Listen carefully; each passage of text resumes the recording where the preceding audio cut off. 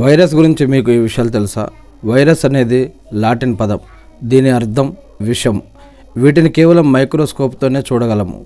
ఇవి బ్యాక్టీరియా, శిలీంధ్రాల కన్నా శక్తివంతమైనవి.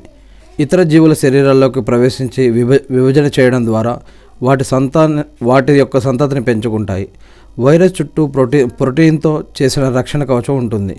ప్రపంచవ్యాప్తంగా సుమారు 3,20,000 రకాల వైరస్లు ఉన్నాయని అంచనా. ఇవి ఇతర జీవకణాలపై ఆధారపడకుండా అభివృద్ధి చెందలేవు.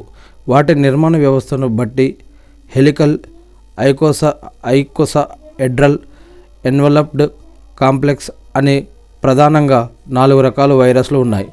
ఎప్పుడైతే తన శరీరంలో ఇమ్యూనిటీ వ్యవస్థ బలహీనమవుతుందో అప్పుడు వైరస్ తన సంతతిని దాడి చేస్తుంది. 19వ శతాబ్దంలో చార్లెస్ చాంబర్లాండ్ పోర్సలిన్ ఫిల్టర్ సాయంతో మొదటిసారిగా వైరస్ను గుర్తించారు. వైరస్ అనే పేరును డచ్ శాస్త్రవేత్త మార్చినస్ బీజే రింక్ ప్రతిపాదించారు.